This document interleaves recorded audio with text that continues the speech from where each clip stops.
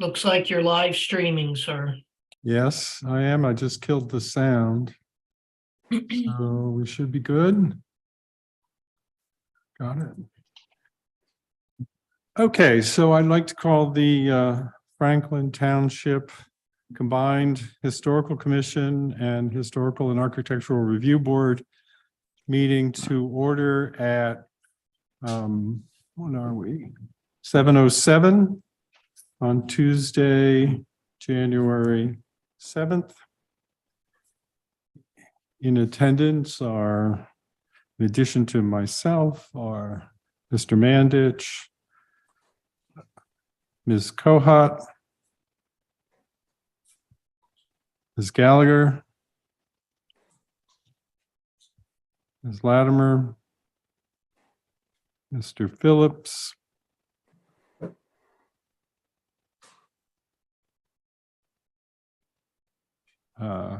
Ms. Goen, who is currently a member of the public, but will not be shortly.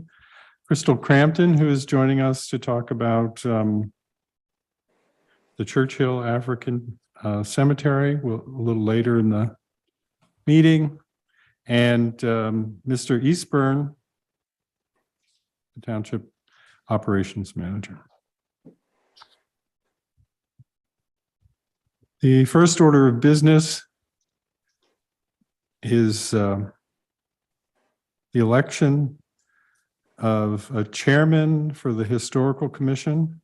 So at this point, I would like to open the floor to nominations for chairman for the Historical Commission. I make a motion to nominate Paul Agassi as chairman. I'll second that.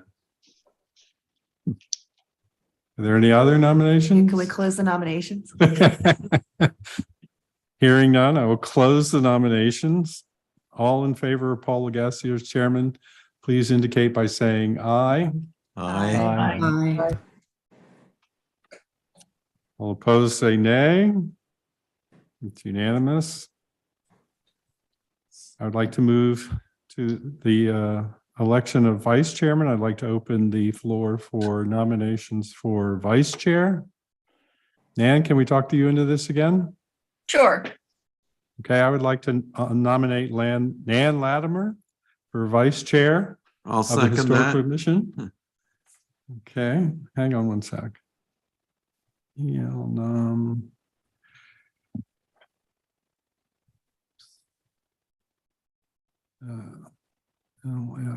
Second. Are there any other nominations? Hearing none, I'll close the nominations.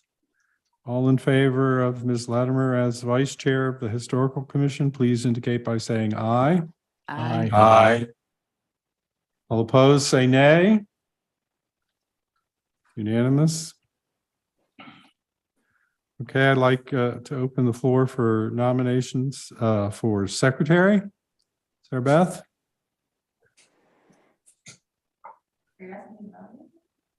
No, I'm asking you to volunteer to serve again.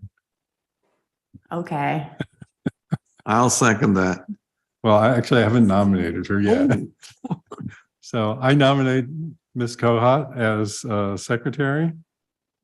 I'll second that.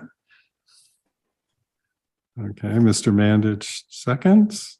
Are there any other nominations? Hearing none, I close the nominations. All in favor of Ms. Kohat as secretary of the Historical Commission, please signify by saying aye. Aye. Aye. All opposed, say nay. Okay, it's unanimous.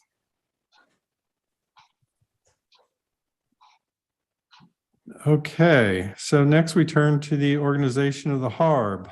And I would like to open the nominations for chairman of the Harb.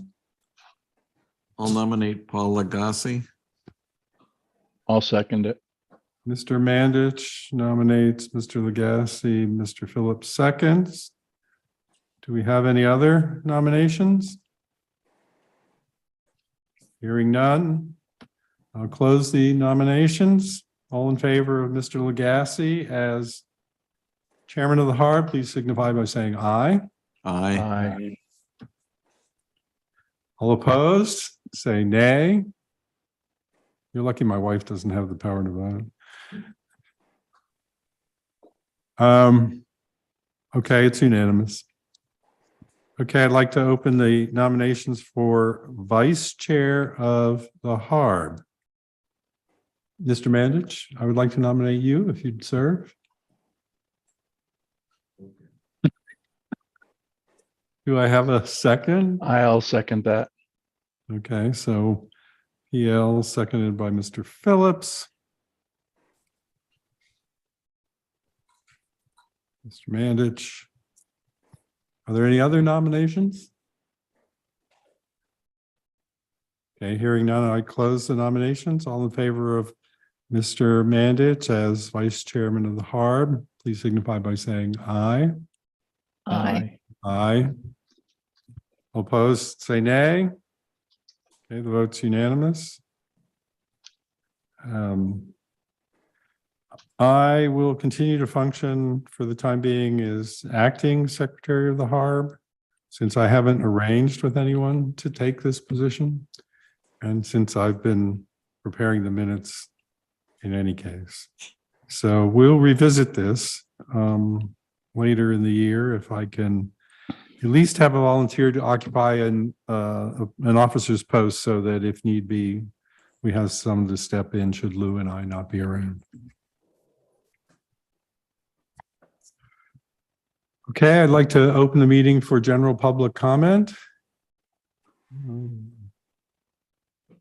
Crystal, you have a hand raised?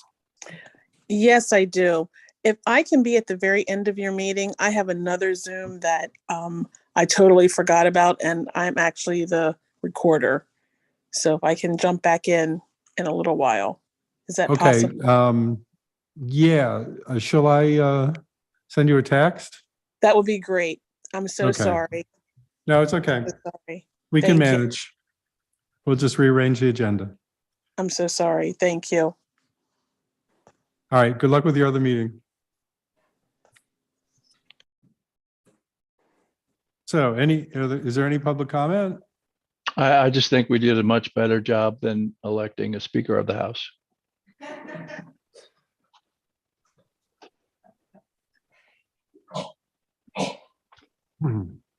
Well, we had fewer people running. So in any case, that said,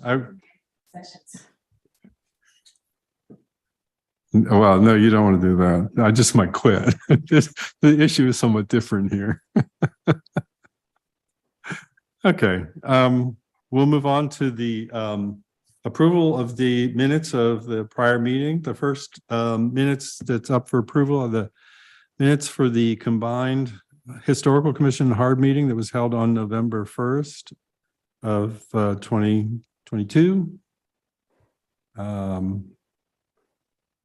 Are there any comments about the minutes at all that anybody wants to make? I didn't see anything wrong with them. Okay. I did read through them a couple of times. Oh boy, you were looking. Well, they look good to me. So I'll recommend their approval, I guess. Yeah, do so that? basically I would like to entertain a motion for Oh, approval. I'll make a motion to approve the minutes of November 1st, 2022. Okay, of Mr. the Mandich, Combined hybrid meeting. right. Mr. Mandich moves. Do I have a second? I will second it. Mr. Phillips seconds. All in favor, say aye. Aye. Aye. All opposed, say nay. The minutes are approved unanimously. Okay, so the next are the hard minutes from the special meeting of November 28th. Are there any, before we go forward, are there any comments, requested changes, or anything else relating to these minutes? Okay, hearing none, I would like to entertain a motion for to approve the minutes. Sorry. I'll make a motion to approve the minutes of the special meeting of November 28th of the meeting of the Harb on November 28th. Do I have 2022. a second? I'll second it. Mr. Phillips seconds. It's beginning to look a little like the Chuck and Lou show. So all in favor of that, the Harb members, please indicate by saying aye. Aye. Aye. And they're unanimously approved. Okay, so let's start with the old business, and I will skip over Churchill except for the end. The first item is updating historic resource surveys and PHMC data from MAP. This is a continuing topic, and I have nothing to report on this.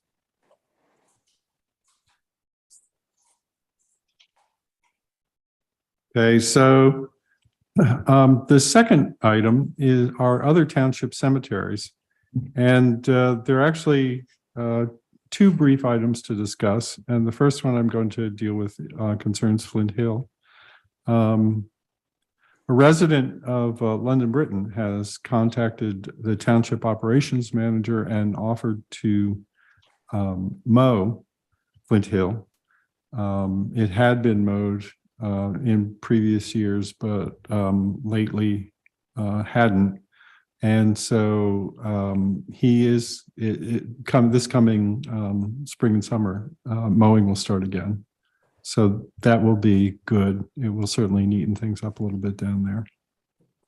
The second item concerns Mount Olivet Cemetery, or actually the church associated with Mount Olivet Cemetery, and that is the record book. As we talked about last time, that when we met in early November, the township was in the process of acquiring the record book, which had been almost stumbled into online, and it has been acquired. And just recently, I undertook to basically photocopy every page of the book. And this late afternoon, I think I sent everybody an email with links to the book. And you'll see that we have about 120 pages, I think, in photocopies, along with some preparatory matter. And this is a sort of first run. When I have a little more time, I would like to make maybe a higher resolution copy would be the right word. I'm basically working with a brand new photocopier that's designed to photocopy books. It does flat paper just fine, but it's not a flatbed scanner, so it's a little different, and the pages don't always.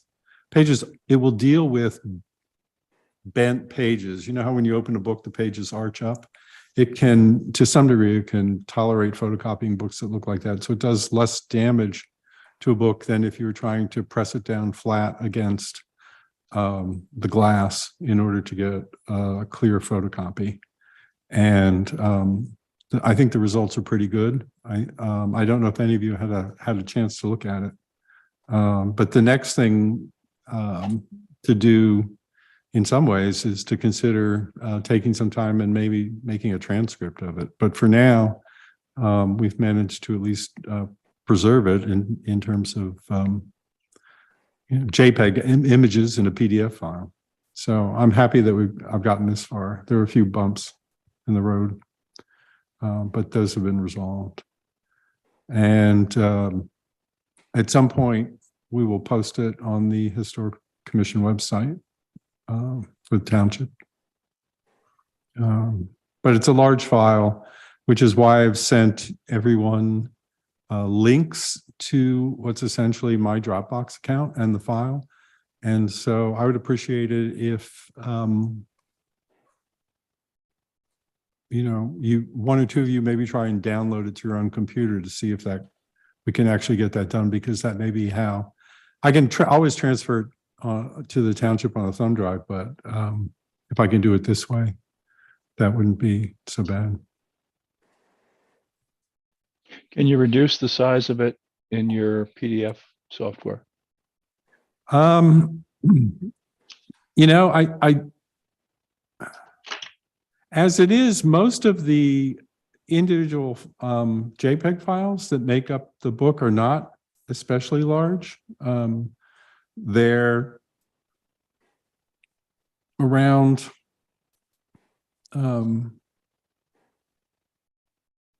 they're less than half a megabyte, which is not bad for decent quality of a picture of a full page.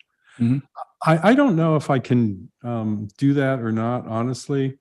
I'm not working with a specialized book copying program as such. What I'm doing is making individual page images, and then I'm running a Linux routine that allows me to convert the images into a PDF file. In other words, it sweeps up all the images and puts them in one PDF file. Yeah. And What do you use for your PDF software? it's not really any PDF. It's whatever's built into Linux. I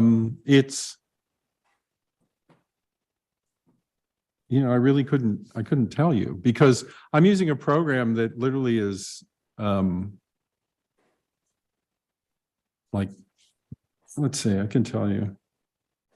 I make the individual images and then I'm simply running a short program called image to PDF from the command line. Mhm. And I've literally specified that, all the JPEGs in a given folder get converted into an output PDF. And then I combine that PDF using a PDF splitter with the earlier materials that I put together. So I mean, do you have something that has the capability of sweeping? I have something 100? that has the capability of reducing the size of a PDF. Okay. I mean, you could download it and see what happens when you do it. I'm a little true. concerned that I want the images to be readable. I don't think it will mess with that in any way. Okay. It's interesting. So I'm always dealing with large documents and they start getting larger than you can email. Right. And my software, it just reduces the size and I've never been able to even see a difference. Okay. Well, if you want to give it a whirl, I'd appreciate it. Okay. Because I don't have any particular specialized software. I'm just using mostly open source stuff as well as the software that came with the photocopier. Yeah, for And- whatever reason, PDFs can be really large and there's no benefit to it. So I'll see what I can do. Yeah, I don't know that I don't think that the PDF is especially larger than the sum file size of the JPEGs. Because as I say, each JPEG is somewhere around 0.4 Mhm. Megabytes. So they're sizable, and that's only medium quality image. But I'd be happy to see what you can do with it. Okay. Because if it's made more portable, that would be great. And there are a couple toward the end, for whatever reason, the ink is very faded in a handful of the pages. And I suspect that on the PDF, they're going to be hard to read. And those will probably be the first pages that we would attempt to transcribe. So for that I reason. just downloaded it, Paul, and it looks really good. But I did see your pages at the end though, near the record of names that don't come through at all. So they may have to come in as JPEGs, like actual photographs of them with a high resolution camera, and then incorporate them into the file. And I Yeah. can do that through Acrobat Pro, Paul. Yeah. Yeah. Yeah, we can do that, but as I say, it's extremely faint, so we'll have to see what we can pick up. But it's only what, 3 or 4, would you say, Kathy, from looking at it?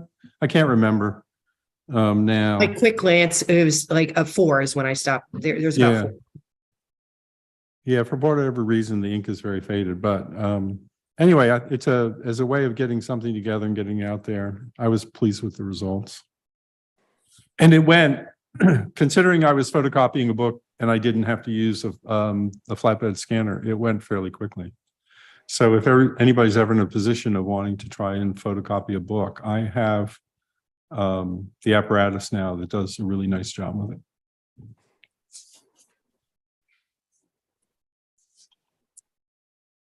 Anything else on this topic?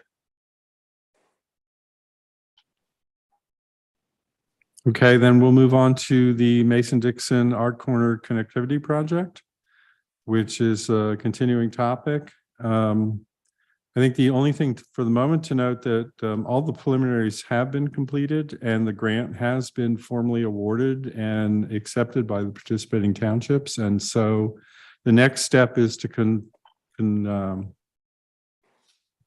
the first meeting. And there's apparently a little bit of a delay, but London Britain are working on that. And they're hoping to meet this month, but if not this month, next month, and the first meeting of that will start. But right now, we're sort of in a transition phase from having gotten all the preliminaries taken care of to actually getting started with the formal meetings. Are there any questions? I'm afraid I'm not going to be able to tell you much more than that if you ask, but I thought I'd offer to try. Okay, the next item is 896 in a walkable Kemblesville. And I'd just like to note that with respect to this, that the Planning Commission is involved in work that it hopes will lead to the identification of areas where pedestrian access is difficult. And this is going to be an ongoing process with meetings of a subcommittee outside the Planning Commission and then reporting back. And what the ultimate recommendations are won't be known for a while. I expect the village will be recognized as one of the problems areas. And I suspect for the village, some of the solutions are going to be unclear, simply because in certain areas like Appleton, access is complicated. But it's good to know that some thought is being given to this. And Chuck is involved in that.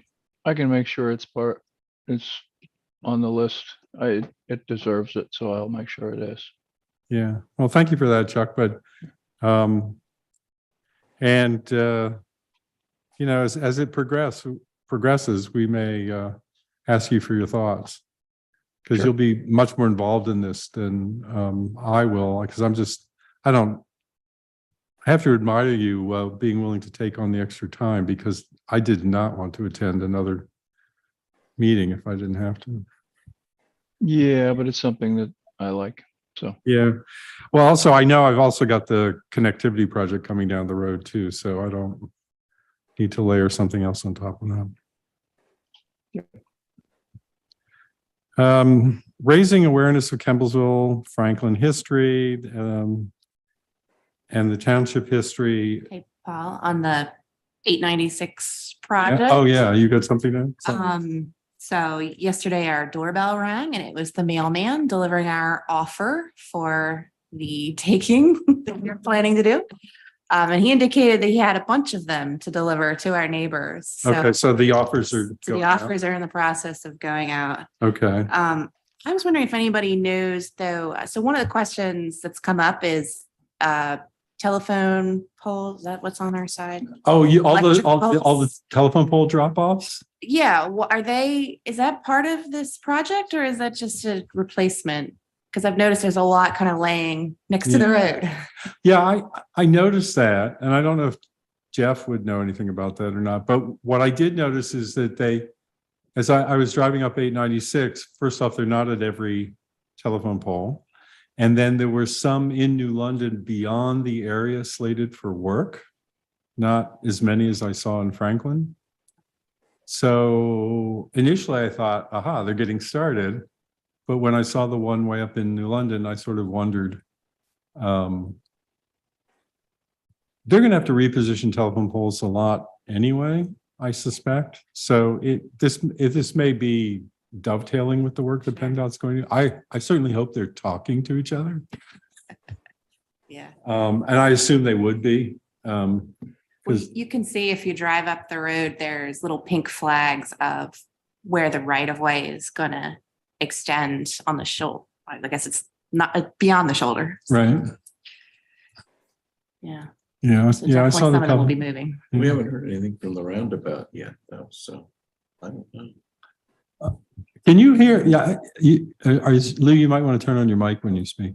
I just said we haven't heard anything about the roundabout yet. It looks like maybe they're going to take some of the bank, but Well, I don't the know. plans for the roundabout showed its center to be somewhat downhill on 841 with respect to the current intersection, if I recall Oh. correctly. So toward Dave Galligan's side of the road and Yeah. the church's side of the road, rather than in the other direction, which makes sense because there's more open land there. Yeah. But it'll be part and parcel of the project that when they finally start the safety improvement project. And so it'll just be, a phase Hmm.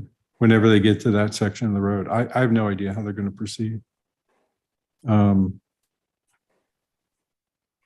I can't quite figure it out. And of course, I don't see the need for it at all, but that's just me. Yeah, understood. Yeah, I mean, there are going to be several, once they get started, it's going to be interesting because they'll be in Kemblesville and things will be pretty torn up. Mhm. They'll be doing that intersection and things will be pretty torn up. There's a bit of a realignment to the Good Hope intersection. Good Hope currently comes in at an angle. Mhm. They're going to turn it a little so it's more teed into the road there. And of course, there's a lot of shaving of hills that's going to be going on. There's going to be generally leveling the road so that it won't be quite as hilly as it is now. It's going to be probably 2 years of traffic nightmares in terms of trying to get around. Well, that's traffic calming, isn't it?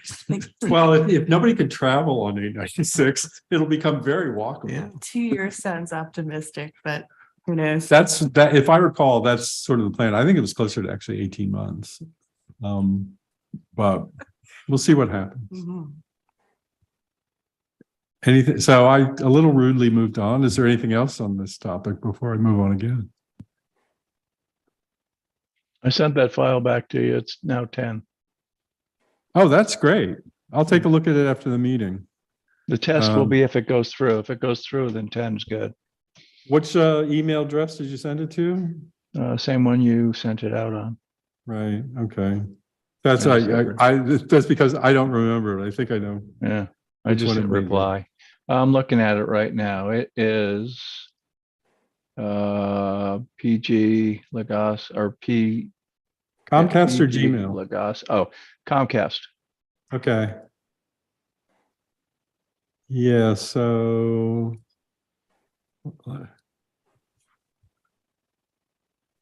Something happened. Hang on. I received it, Cool. so it's emailable. Thank you, Chuck. Yeah. I'll take a look at it. It's at That the would be upper nice. limit. I mean, emails are kind of, there's a couple of other variables of what is sendable, but so some people can't receive something that size, but most people Right. can nowadays.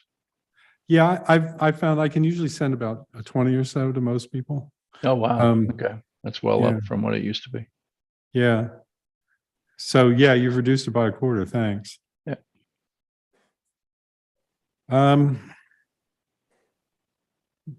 Okay, we're back to the township history.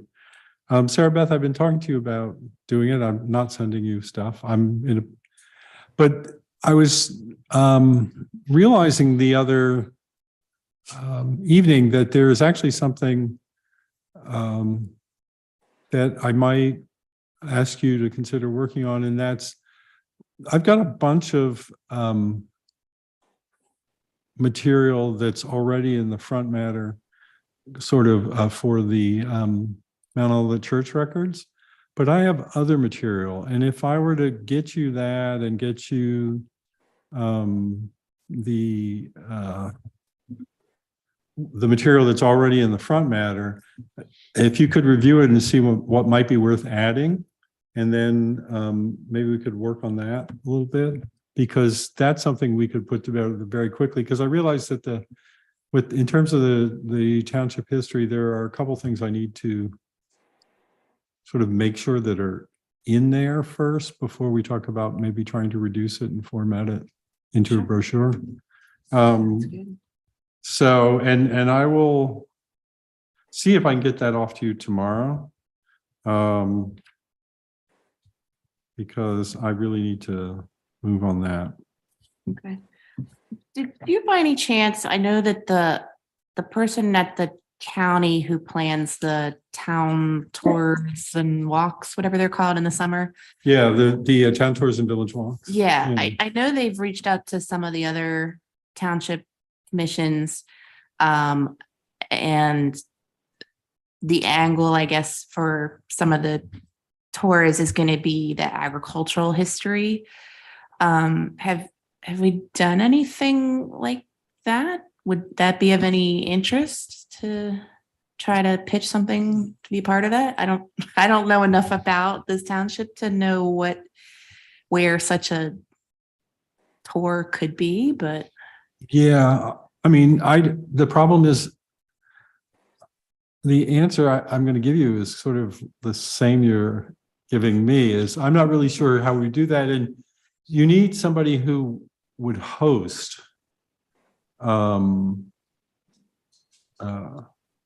the people who come. I mean, Right. you've attended. Have you attended one before? right, yeah. So there are usually historic interpreters, and it can just be like one site with a couple different people, or it can be multiple sites, in which case then you have to worry a little bit about how the movement of traffic flow goes. Right. And that's always concerned me. For example, if you were to try and do something in Kemblesville, I really don't know how you could do that safely. These things are always sort of held at rush hour. Typically at 5 o'clock, 7 o'clock, something, 6 o'clock. I can't remember. In the summer. And I'm not sure what a good location for like a good agricultural location would be. I mean, I could imagine, say,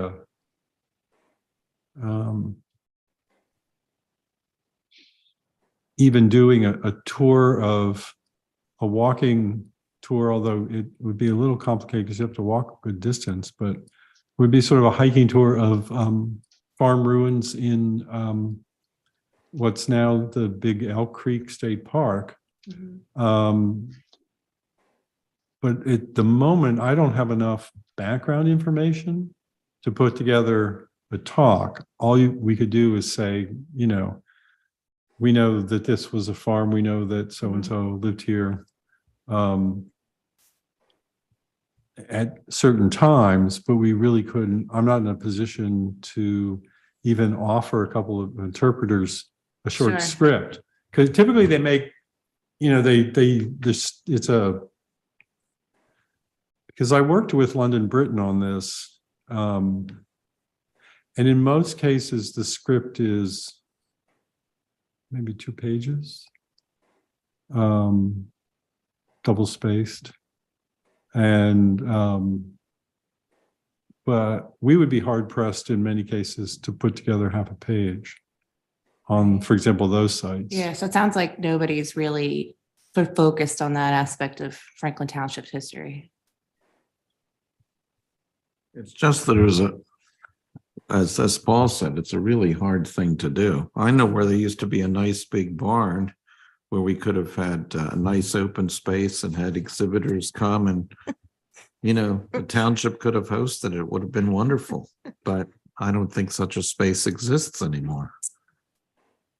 And I'm not only being half sarcastic. No, I That understand. would have been a good It would have been, People it to would have bring- been interesting people from to the bring point of their view, farm understanding equipment barn and so on, construction. you know. Yeah, no, because you would have been able to get people up close, but Now that it's down in Cecil County, but an outstanding exhibit, if you folks haven't been there, is a Cecil County Farm Museum. They're open several times a year. That's right down Appleton Road. This, you pass Milburn's orchards and then go through the Highs circle and keep going. And there's a big school back there, but this organization has taken it over. Mhm. And they've got a wonderful museum. They've got a building with, different rooms than a typical farmhouse in the museum, as well as a lot of equipment and the way things were done and so on. Early mechanized equipment. But that's down there. right. But of course, that's what would have been done here in this area too, in the Right. last 100 years.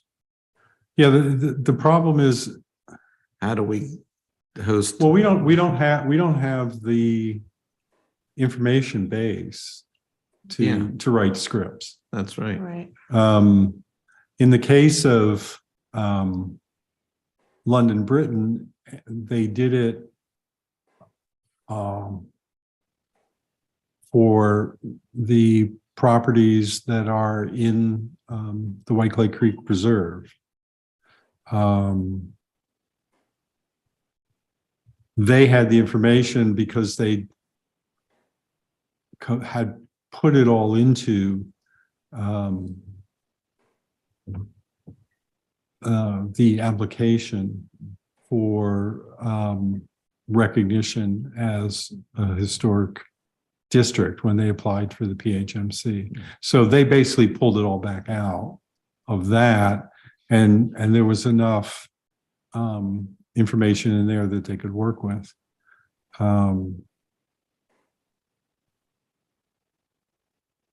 I don't think I have the information in order to be able to do it. We would need to plan for a couple of years, I think, and spend a certain amount of time on research. Mhm. I think that you can find the information, but it would take a little while. We only have one Centennial Farm, the Hawkins, is that correct? That's the only one I know of. Yes. Yeah. And I don't know if the Hawkins have any information about the 100 years that they've been farming here about other farms. It's interesting. Jeff and I and Dave Gerstenhaber had a conversation with Mrs. Hawking about her life on the farm. And we have a recording of that. But that was also intriguing because in some ways she was very much, she did not come from a farming background, and she had very little interest, relatively speaking, in the farm.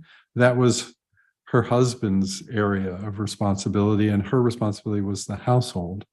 So it was interesting talking to her about it, because I always think of farms as places where everyone's pitching in and they're all doing various chores and stuff, but they had what seemed to be a fairly strong division of labor in the family, with the father and the sons working on the farm, and Mrs. Hawking managing the household, managing the accounts for the farm business, keeping those records, but not actually being involved much in the farm and all otherwise. That's not uncommon. When I used to talk to Louise Vinoy, it was the same way with her. She did all the accounts. But still, I don't know whether the Hawkins have any pictures or any history about other farms. Possibly not. I mean, people didn't normally go around and take pictures of other people's farms, or even their own farms. Yeah, they had a few going that they shared with us going back mostly to the bulk of them, I would say, were no older than the 60s. Right. And you're right, and there weren't, we were looking at only farm related pictures, their farm related pictures, their family related pictures. And you're right, people didn't generally take too many pictures of their farm unless something big was happening. They built a new barn or something like that, because and even in the village, very often, if you're not talking about somebody who came in to do a postcard, very often you'll get pictures of the houses because people were taking pictures of an event that was occurring outside, or they were taking a family picture. They weren't going out and photographing the village typically as such. Right. So the record of the structures that you get is often accidental. It happens to be there as a matter of course. Right. So we'd be kind of, there wouldn't be much to provide for a talk. No pictures, and a lot of the farms are gone that were here. Yeah.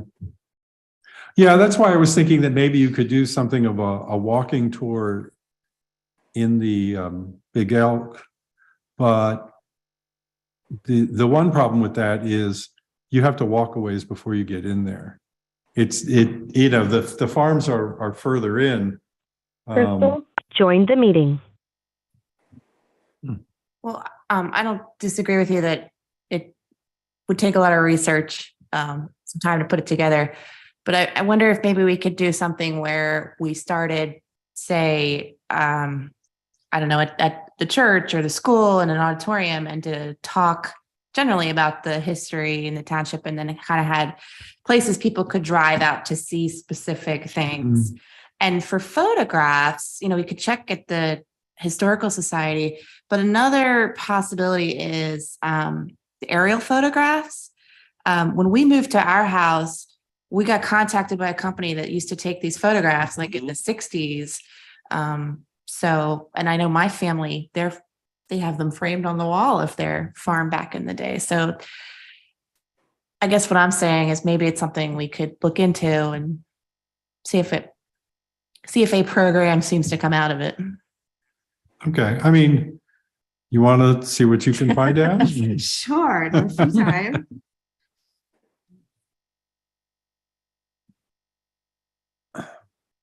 Yeah, I mean, it sometimes it's surprising what you can find, but I suspect that some of the easiest hits might, if you knew what families are in a certain area, you might find information simply by going up to the Chester County History Center and looking at the clippings files, for example, because they do have a lot of material there. I mean, I have some photographs that people have shared with us. You just don't know who's got what, and families move away and they take their photographs with them, and they're not necessarily anywhere near Kemblesville or Franklin Township.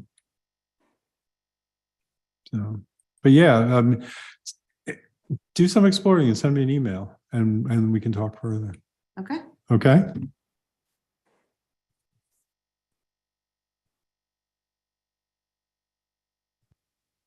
And in terms of the website, if I can just move on. Now that we've got this much reduced file, I would be tempted to see if I can post it and then come back and enhance it later. We can put a caveat on it that simply says some of the pages are faint and we're looking to improve them, but the bulk of them are quite readable. So it would be nice to get that up there in the coming weeks.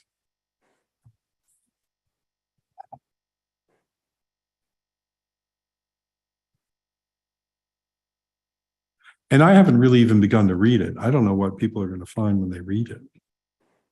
I've just been worried about trying to get it copied.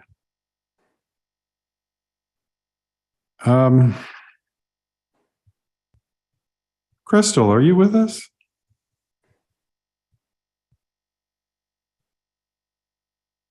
I thought I heard that too. Yeah, I did too.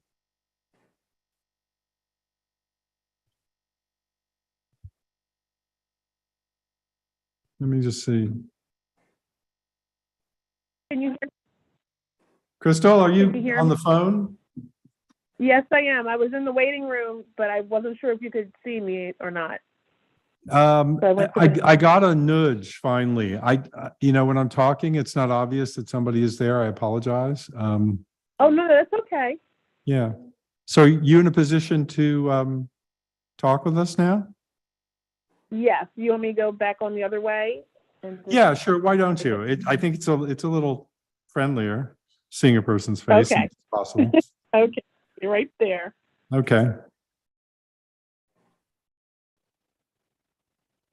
So, and then, okay, here we go.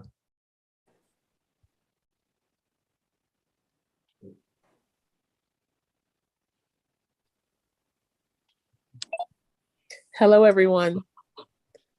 Hi, Crystal. So, Hello, Crystal. let me introduce, some of us have names that you can see, and of course, you know me. So I'm going to quickly start with Nan Latimer and Sally Gallagher. Can you see them on your screen Yes, there? Yes, hello. So the two Hi, of them Crystal. have been very active in pulling together information that the information that we could find on people who are buried there. So one of the things that we need to talk about is, and we don't have to resolve this at all now, but I just want to let you know about that. We at some point want to transfer the information that they've collected to you as church historian, and then I don't know, say if the folks at Galilee Yeah. would like a copy of that too, but it's all in electronic files. We have a spreadsheet that records the information, and then we have associated image files, and we've set it up so that they're sort of numerically linked by a code. So while it's not a database and it doesn't just pop up, you can figure what goes with what on the basis of the recording system. Okay. Okay. And so then just to complete the introductions, on the screen, you want to turn your mics on because you'll pull back into the screen. Okay. So that's Lou Mandich and Sarah Beth Kohat. They're with me at the Franklin Township office. And there's Chuck Phillips up in the, well, he's up in my corner of the screen as I see it. And then Kathy Goen will be joining the Harb, the Historical Architectural Review Board. She's there. And then Jeff Eastburn, who is sort of, he's there. He is our Township Operations Manager. Hello. So, Nice to meet you, Crystal. Nice to meet everyone. and I hoped that Bob Magnus, who heads up the Franklin Sportsman's Association and was interested, the group was interested in doing some volunteer hours in terms of cleanup, would be able to attend, but he was busy tonight. So eventually he will be around, but he's in the process of moving his shop. So he's a little preoccupied.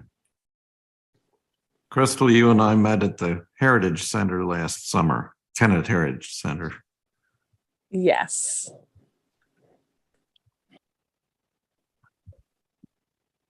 So we've talked about doing a cleanup. What are your plans? What would you like to tell us, even if it's only in broad general terms at the moment? We are loving that you guys have found this cemetery.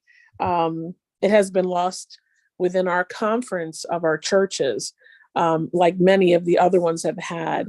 All the work that you've done, we can't thank you enough. As I was telling Paul, we don't want to come in and say, it's ours and this is that. What we're trying to do is gather information and try to see what's the best thing for this cemetery. Not every cemetery is the same, and we can't treat it the same. As I was telling Paul, within this new year, I became the historian for our whole conference, which is about 32 churches.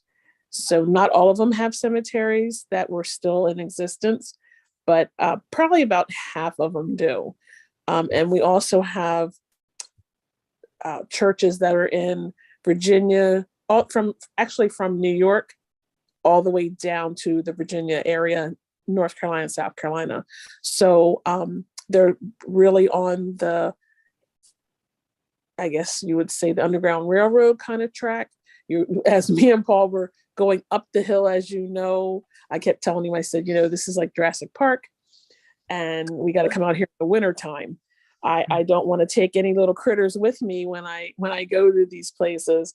But what we like to do is get a group of people together, brainstorm, because you guys have been there, several different times, and the area a little bit better than I do just coming in.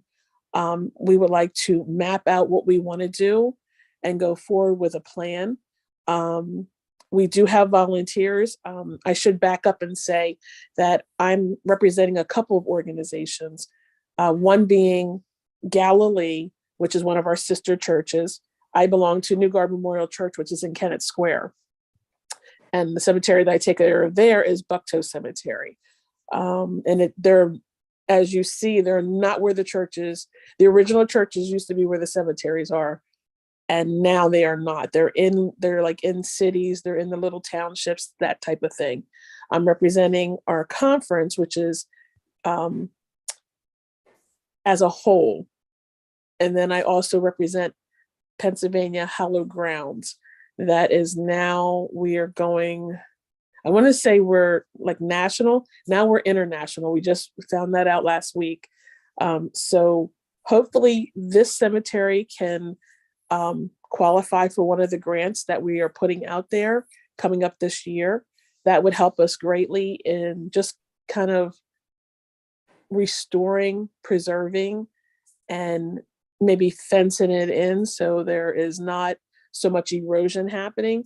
But it's going to take you guys who know it best and people that have been taking care of it. And hopefully I can bring something to that table. And we preserve this, and it won't look like a jungle. It'll look like a cemetery. So that's kind of where I want to go with this. I don't want to come in and say, I'm taking over. That's not what we do. We like to partnership with different people. We have, with the organization I belong to, we have United Way that helps us in some ways. We have the Boy Scouts and Girl Scouts. Paul had said that they had helped over the years. Also, the sportsmanship, I think that's what. Sportsmen's Association. Sportsman's Association. They have helped several times. So hopefully all of our heads together will get the cemetery actually looking like a cemetery and not Jurassic Park number 5. Are there any questions or anything? Any ideals? Well, I think that it's not inappropriate for you to take the lead if you want. It is your denomination's cemetery. It's your church's cemetery. So I don't think any of us are going to have any problem following your lead on this. I would like to say that. Well, we don't need, I try to when the best way I can say this is there really are no leads. It is a community that works together and gets things done. Because with the lead, it just, for me, it doesn't work that way. You guys have done so much, and sometimes you guys will be ahead, I'll be behind. If we work together, it'll get done. That's my main thing. I kind of made a vow a long time ago when I took over Bucktoe. And the only reason I took over Bucktoe is because it's my home church. I believe we have some descendants buried there, but even if we don't, everyone deserves a headstone. Everyone deserves to matter. And that has been my goal in the early 80s. Did I ever think I was going to be one of these grave people? No. I'm a chef by trade, and I wear boots and I stand in the cemetery, so it doesn't go together. It doesn't look kind of like I go together, but that's what I do. I have a love of people, and I just thank you guys for what you discovered it. We get calls like this. If you can believe it, we get calls out of a week, maybe 8 calls that people have found either a cemetery in their backyard, under their house, in their house. I mean, this is it's on a side of a hill. So I'm kind of happy in a way. It's near, it's near civilization. Some of them aren't. So I guess one of the things we should probably set up a planning meeting to establish direction and a rough schedule. And we can talk about dates and circulate dates among the people who are interested. I have a lot of flexibility, generally speaking. So it may be, if your schedule is tighter, that you would like to, I know I sent you this long stuff, and mostly there were, I was sending you when I couldn't make it rather than when I could. So if you want to do that, and we could get the interested planning parties together, I believed actually when we talked, you'd mentioned the notion that we might meet at the cemetery, walk the grounds as best we could, and then discuss things further. Yes. At Galilee. Mm-hmm. is I believe what you said. And I think that's a very good idea. Yes. That sounds great. My flexibility has kind of changed just slightly. As I was telling you earlier today, I'm working some days 12 hours, some 9.5, but I do have some flexibility. So I will get my schedule to you guys, and hopefully we can get this together, at least the first meeting before February, if that's possible, or even the first week of February. Yeah, I think if we aim for very late January, because I can't make it really until very late January anyway, the last week of January. But then I have a lot of time free in February. Okay. So I should have good flexibility for there. Nan, I was talking and you had unmuted yourself. Did you want to say something? Well, I just wanted to ask Crystal if she, with the other cemeteries, had given any thought to the soldiers that are buried there, because in our cemetery, the headstones mostly surround those gentlemen that served in the Civil War. Is that the same in other local cemeteries that you found? Yes, it is. We do focus on them, but I also make a point not to forget about the extraordinary people that were there also. But we do, that actually helps us in a way when there are soldiers that are buried there. As I was telling Paul when I first met him, it's not that you move to the front of the list, but it gives it more of a focus instead of it just being, say, a potter's field and there's not really identification there. So if you, I don't know how many soldiers you have there, but even if you just have one, that takes us to a whole different branch of how we would deal with this. I've already spoke to several of our partners. I call them crazies, and let them know about this. Galilee is, I was laughing. I said, we're going to take a bus trip and you're going to try to find where you think the cemetery is. And then it got really cold and everyone backed out. So I was like, okay, so before January ends, we're going to take a bus trip and you're going to tell me, where do you think the cemetery is? I kind of know, because that's kind of the MO, that when we find these cemeteries, that's how they look. But Galilee they're very excited. And I had told him, I said, Paul has been reaching out to our churches, and I'm not sure if you understand our conference. They can move a pastor every year. So that's kind of where things get lost in the translation. One pastor might be really interested, and wanting to do the work, but then he's transferred or she's transferred to another cemetery.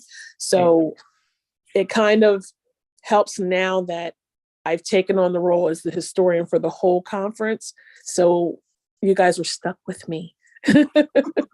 If you have me, if you guys will have me. Welcome. So I think we have around 10 soldiers. And we also, besides that, sadly have a lot of babies. Okay. I don't know if that's the same in other cemeteries that you become Yeah, involved with. it kind of seems to be that way. And a couple families, like the Hicks, as I recall, it's been a while since I looked at the information, like the Hicks family. Sally, stop me if you think of somebody else. But Was it Rick's? I think it was Ricks, right? Hicks, not Ricks, right? Yeah. Family. So there's not been too many like families, like a family plot where you see several individuals, except Right. for a couple of families. So we do have a fair amount of soldiers, 10 out of the 100 some individuals, a whole lot of babies. I think it was about a third juvenile. Babies. Yeah. Not just babies, but maybe under the Little age of kids, 12. right? Yeah. Yeah. Right. And then the Ricks, do you remember any other families that were in there? No. There are Poindexters. There were a couple of Poindexters in there that I Really? researched a little bit. There were some Poindexters in Campbellsville, but I couldn't connect them back. So anyway, so we were interested in trying to connect them into other families. There was a cemetery that's not connected to a church in Kennett, where some other families, the Ricks were in. Sally, do you remember the cemetery right after you get off Route 1, right there? Union Cemetery. Right. Yeah. Some other Hill. families are in there, just trying to connect them to other, who are these people and who are their families. Didn't get too far, but I'd be interested in working with other individuals at the church if they're interested in trying to find out these people, who they were. Yeah. And when you said Poindexter, I'm trying not to get excited because Oh, you have some Poindexters? well, we actually had a bishop who was a Poindexter, and A that local family, Poindexter? yeah, and they were in Avondale, and they were also in West Grove, I believe.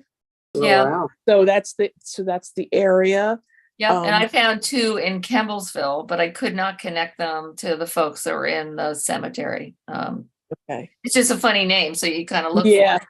Right. So I'm wondering, well, I'm Yeah. sure that it's that family. Right. There was a lot I'd be of very excited to work with individuals from the church to try to find out who these folks are. well, we are going to set this up and get Good. things rolling, and I'm excited. Like I said, I'm a little odd that kind of way. I call it peculiar. I don't say odd, peculiar. Like I said, I never thought I would be doing this type of work, and it just seemed to, follow me. Right. But like I said, I really thank you guys from the bottom of my heart and my organization that does this. When Paul said this, he was just like, I got to take you there. And I was like, okay. And then put my boots on and got the whole gear. And we just kept climbing and climbing and climbing. And I was like, how am I going to get down? That's all I kept. And I have all the pictures. It's gorgeous. But it has a story to tell. And hopefully we can tell this story. Well, I'm happy to help. Well, thank you guys. Same here. So I have a quick question. You have a stewardship meeting coming up. Hallowed Grounds does on a Zoom. Is that I'm not going to be able to attend that. Is that going to be available as a recording after the meeting? Yes, you're talking about the 17th? Yes. Yes, that is our Storch Roundtable. And we will have that recorded. That will be on our website. That one actually, I will be asking questions on behalf of half of these cemeteries, because sometimes we don't know who the owners are, or who, if there is a new owner from the previous deed. So we have a lawyer coming and just giving us a little information, but it all will be recorded and will be on our website. Probably, I won't say the next day, within 72 hours. Okay, yeah, I'm not going to be in a position to watch it the next day. So it's kind of like I'll have to put a note in my phone calendar to remind me to go looking for it about a week or so later. But that's good to know. Thank you for that. I figured I could send an email, but I knew you were going to be here. So so I'm very interested because it's basically sort of the cemeteries and the legal standing of the cemeteries, the law associated with it. And so I think that for now, that's most of the stuff I was thinking about. Is there anything else that you wanted to bring up with us before we start attempting to set up initial planning dates? No, I have, like I said, I contacted the pastor of Galilee. She is very on board with this. I just have to get her schedule. We just have a couple of big meetings that our pastors are all going to. So I had let her know January, beginning of February at the latest, just for the first meeting. So we all can introduce ourselves and go walk and see what we need to do from point A. And we might just get to see before the snow comes. Maybe we won't get snow this year. Hopefully it'll just be cold, and we can do a little bit more, going forward. Okay. When we do sit down and meet, I would like, if only briefly, just to sort of show you on a computer screen whether we project it or can cast it to a larger screen television if Galilee happens to have anything like that available. But I can get a hold of a projector so that we could simply put it on a wall or on a sheet or something, just so everyone can sort of see what information we have. Okay. And I'll have copies available to turn over to you folks at that time. And I can do that either on CDs or thumb drives, whichever you folks prefer. You just have to let me know. I can do both, and then you can pick and choose. Well, I can let you know. Because once I get it together, it's very easy to make duplicates of these things. It's not a problem. We are not so high tech, so if you have a projector, that would be great. We can provide a clear wall or sheet, but we are not that techie yet. Most of our churches are trying to be, but Zoom is about as far as we're getting. Sounds good.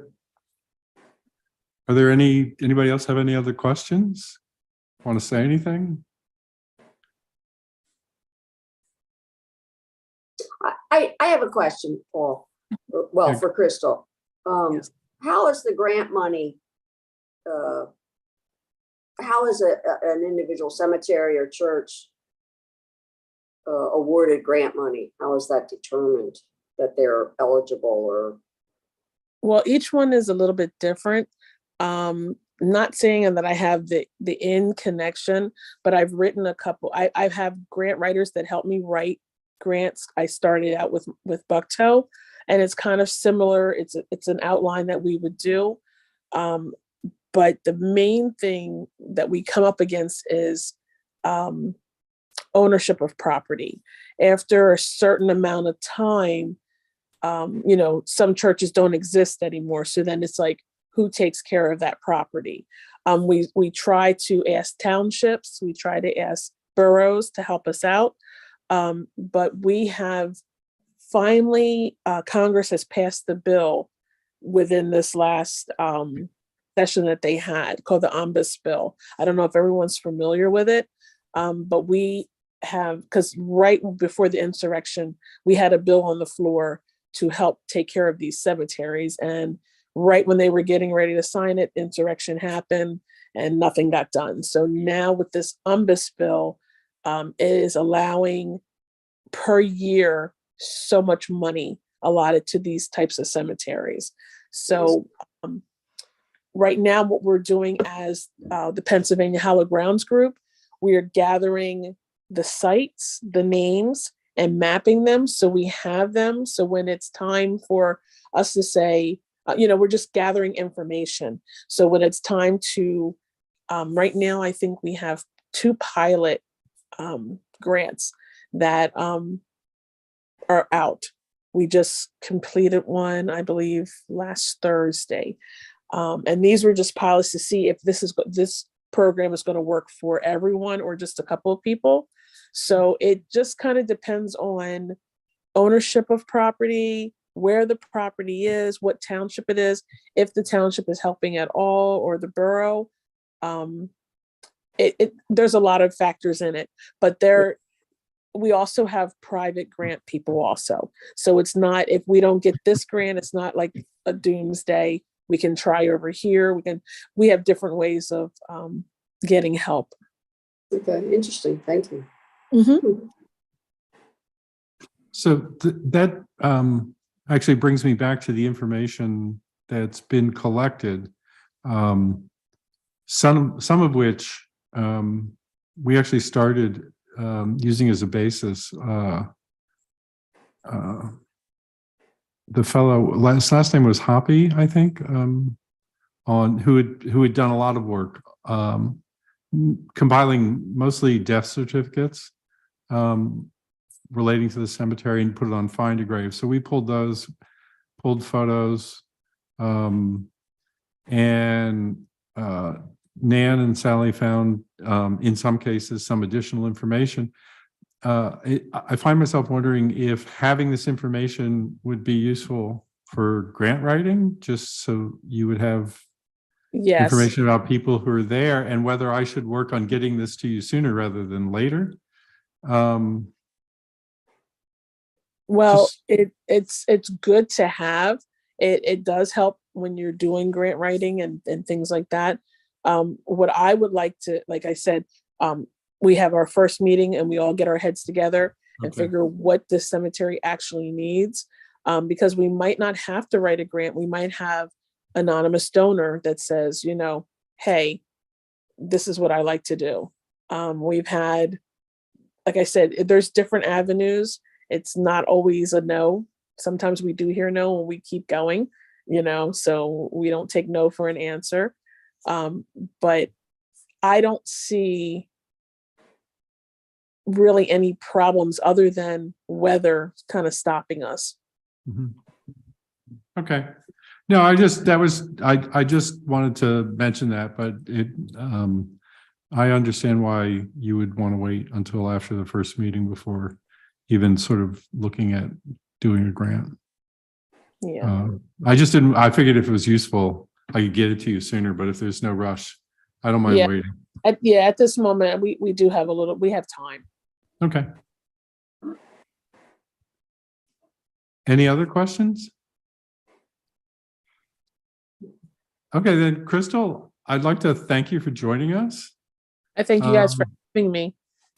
And we'll be in touch and work out a date for a first planning meeting. Sounds great. Aiming for the end of January, beginning of February, somewhere in that time frame. Sounds great. Thank you guys. And like, again, I said, thank you for finding this and taking care of it. It's not over yet. Thank you. Thanks. Have a great night. Good night. You too, Crystal. Have a good evening. Take care.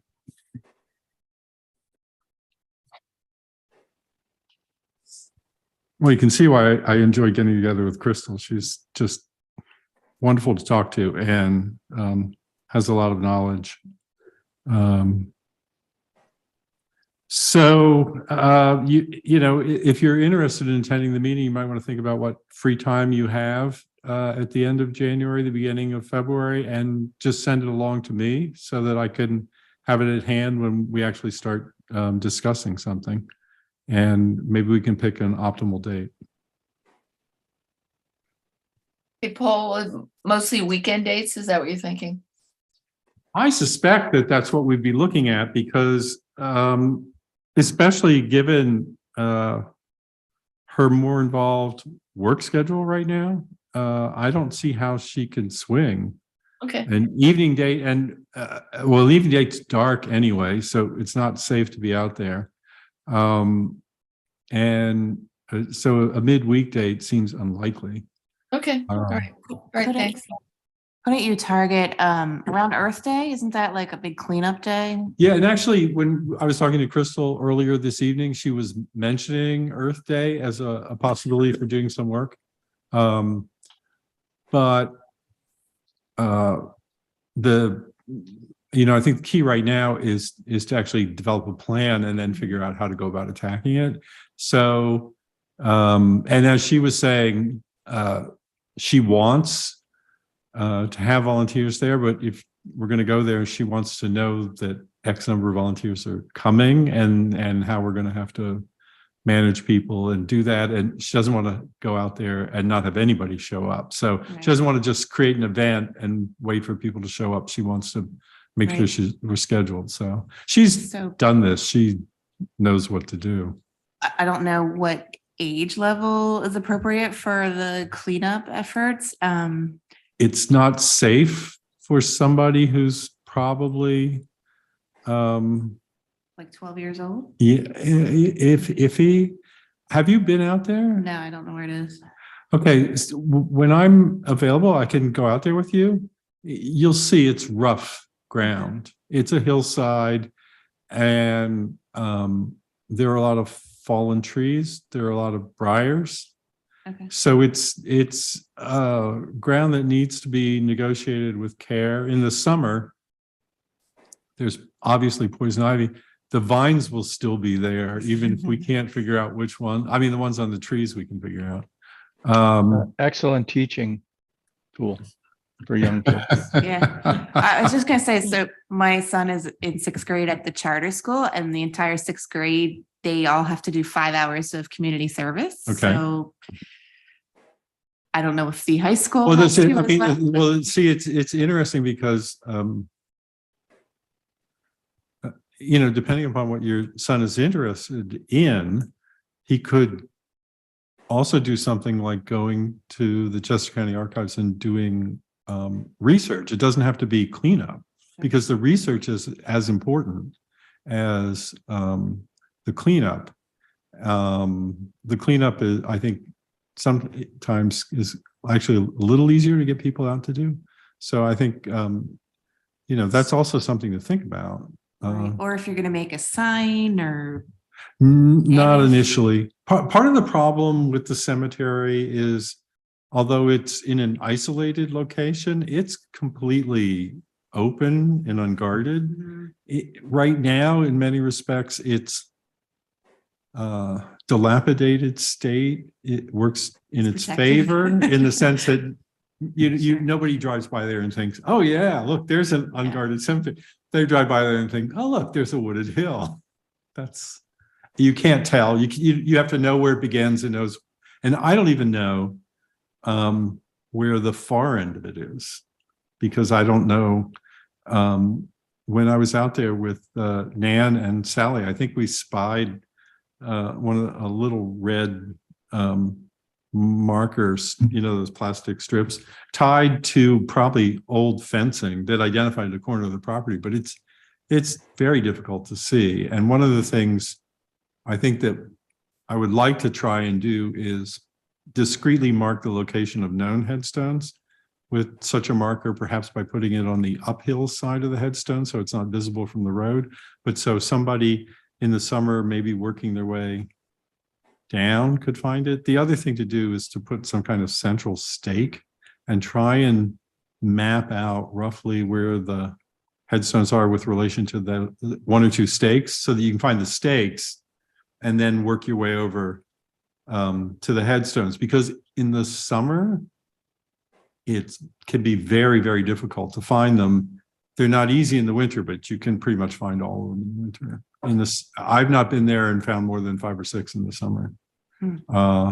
It's I think the correct term for the amount of green growth is rank. I mean, it's just all over. It's some of it is well worth preserving. The poison ivy, obviously, you want to go, and you need to reduce some of the shrubberiness and the briars and things, just so you can get there and do some cleanup, because there's large fallen trees, some of which are in the process still of falling. They're caught in the branch of another tree and they're suspended. So it's not something I would, you need to see the site before you decide whether your son is up to doing it. Yeah, put him to work. But yeah, I mean, I don't know why, as long as, he can work with direction, I mean. Yeah, if you can tell us what kind of research you need, I can work with him. Yeah, sure. We can work up.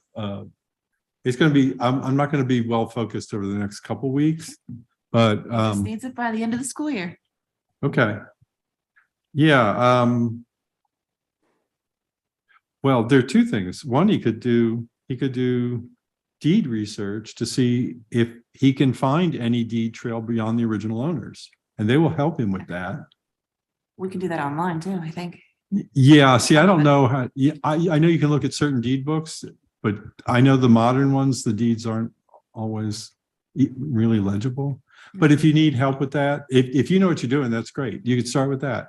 I can tell you what the original deed info is, and the thing is going to be trying to trace it forward. There's nothing to indicate that there was ever a transfer of ownership. Although the church that was there no longer exists, it was destroyed by fire, most likely arson, in the early 1900s. The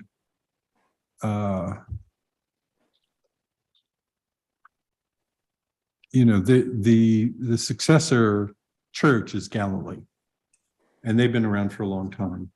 So I think one of the things that Crystal and Galilee are going to have to worry about is clarifying title, which is why this upcoming Stewards Conference with Hallowed Grounds, which on the 17th, is very important.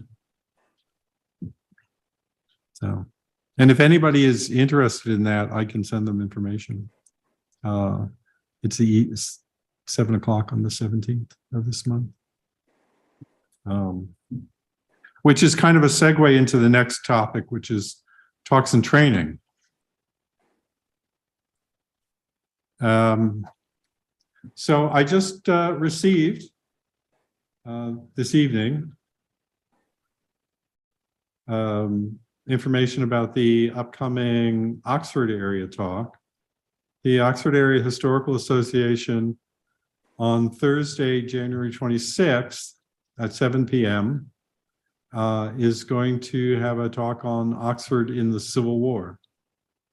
And the program is going to be streamed live on the Facebook page, so you'll not be able to attend it in person. So it'll be easy to attend if you want to. All you have to do is go to find their Facebook page, and there's more information on their website, which is Oxford Historical, all one word, .org. So it's not a meeting you can attend. It's through Facebook. You can go to their Facebook page. There'll be a link you can click and you can watch it. Church or anything.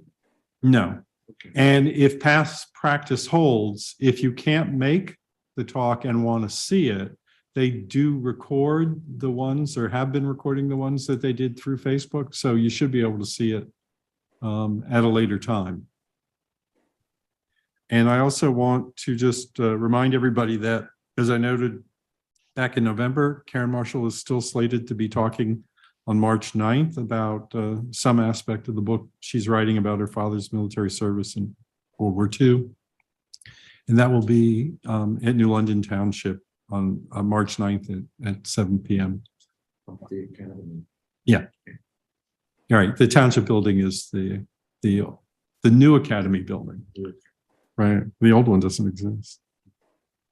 Is there any other event that anyone would like to bring to the attention of the two commissions?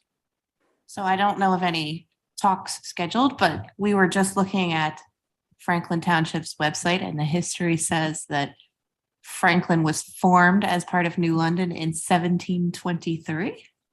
Anything happening for an anniversary? For 1723? 300 years? I don't know that New London's doing anything, actually. Yeah, originally, I believe New London, Franklin, and London Britain were all part of New London Township.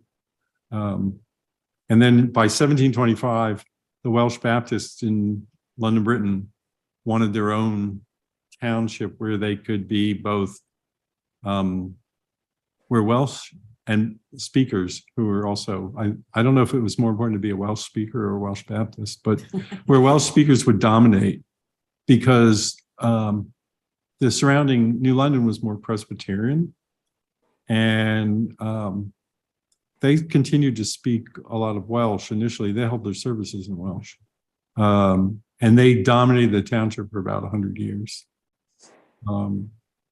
And then we split off in 1852 for, according to the petition, because they found it too far to go to New London to conduct their business.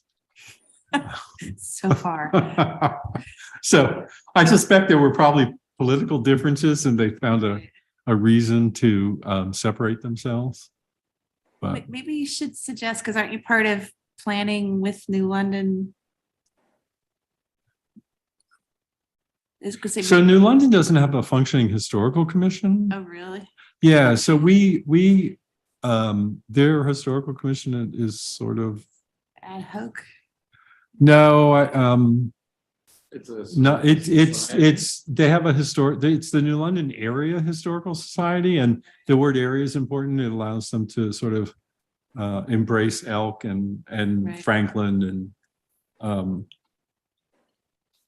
and they're a nonprofit organization. There was a historical commission for a while, and people drifted away from that, and the society survives, but the township doesn't have a historical commission.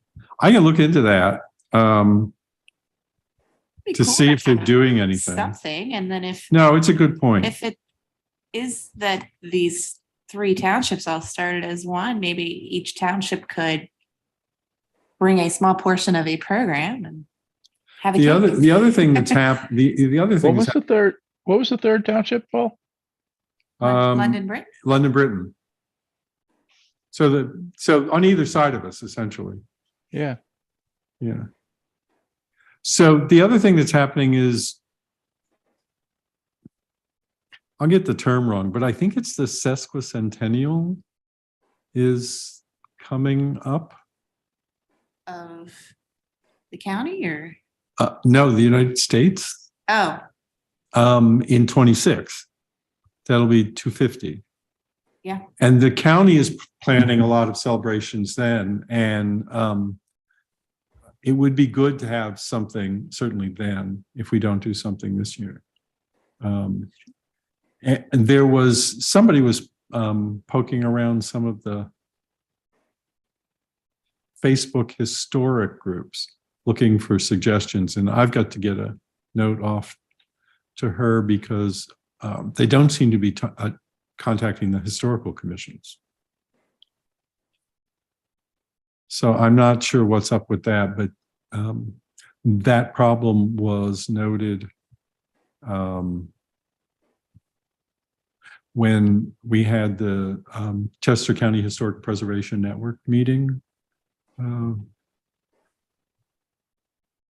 I can't remember when it was. At the end of the year, sometime November or December. And it's I think it was in November. It's a problem. I don't know why they're not contacting the county commissions. But what they're sort of looking for sites that are open to visitation, as a form of commemorating the history. And they're not focusing solely on 1776. Like it's more, what the county is trying to do is more the county through history. So they're interested in more current sites. But I don't know a whole lot about it. And I don't know why they're not contacting the historical commission. Yeah. Yeah, it's a problem. And it was the problem was I wasn't even aware that they were doing this. And this problem was noted by other historical commissions. And they specifically asked if anybody knew if there was a plan to talk to the historical commissions about historical sites, because these are the people you would go to in a given township, and most townships have historical commissions, at least in our county. So, Yeah. anything else? Okay, so sorry, Sally. Yes. Just quickly, back to the town talk idea. Yes. The house that the house and farm that Paul Overton lives in, Yeah. Right. on Churchill Road, that was Right. the Marvel farm. And Mr. Joe Marvel, he was an avid Indian collector, arrowhead collector, and he had thousands. I would say thousands of artifacts. Whatever happened to them, I guess they went with his children. He had 3 children, so I don't know where all that stuff is, but maybe that was something that could talk if we ever did anything, any kind of town talk kind of thing, if that would be an aspect that could be looked at. Just an idea. I mean, he had so many. He just had trays and trays and trays of all kinds of Indian artifacts, and it was very fascinating. So I don't know. Just to throw it out. Does Paul Overton know where they are? Maybe He might, because he did. Joe had 3 daughters, and I don't know if they're still in the area. So I would imagine that it's with them. And he might. I can ask him. You want me to ask? Yeah. Yeah, I'll ask him. Yeah. Yeah, even if you can't find them, it's an interesting fact to point out if he knows like the area where they were collected. Like, was it near Joe a stream or something? Joe hunted all over this part of the county, because my dad would hunt with him too.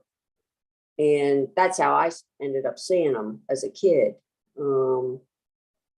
And actually, I have an article, a newspaper article about him. I think it was probably written in the 80s. He and Bob Paisley, who lived up here not far from the cemetery, they hunted together too.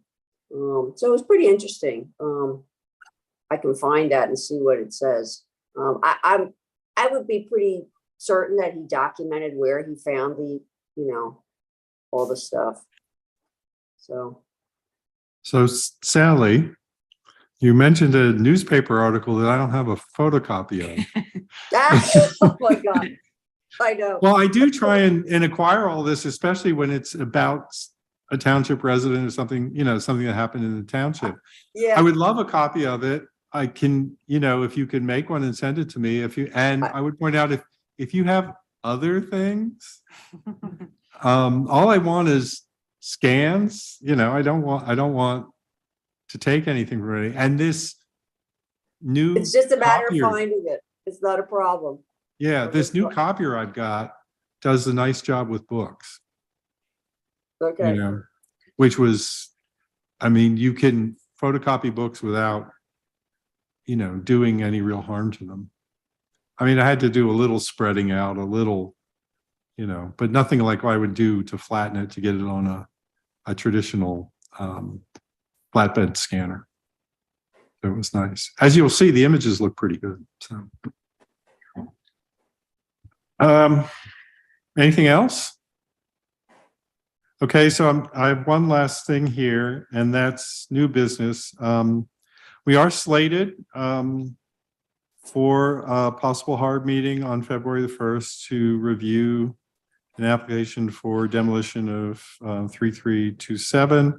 I just want to remind everybody that who's in the Harb that this is on the agenda, that you should be aware of it. This is not something that pertains to people who are only historical commission members.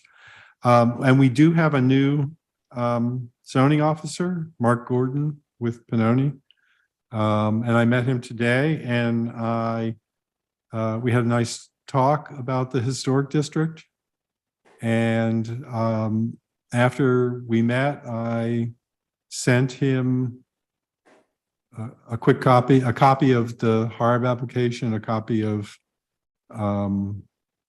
the document that was associated with the creation of the historic district, which sort of has a map of the historic district, has a inventory of the properties, and also the narrative for the historic district, which is essentially the justification for its creation. And then directed him to parts of the code that pertain to the historic district, and also pointed out finally that we have submitted some suggested changes to parts of the code that affect the historic district in the Harb review process. And those have gone from the Planning Commission to the supervisors, and the supervisors have referred them to the solicitor. The solicitor will vet them, and there may be suggested changes. Have to wait to hear back from the solicitor, but that is moving through the process as well. And I just wanted to quickly mention that. And if there are no further comments, that's all I have on the agenda.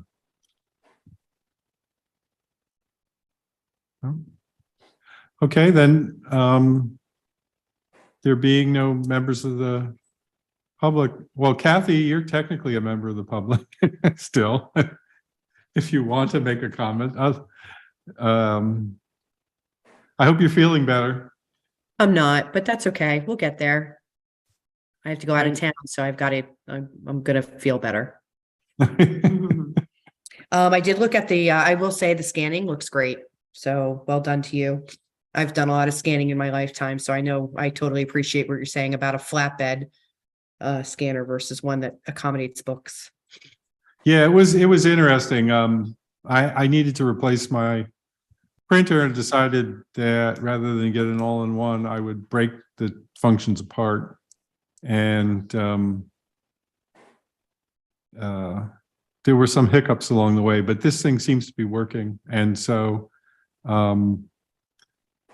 I'm pleased so far. Initially, I got a little overexcited and I kept advancing and turning pages. And then I realized I was losing a little bit on the edge and I had to tweak it.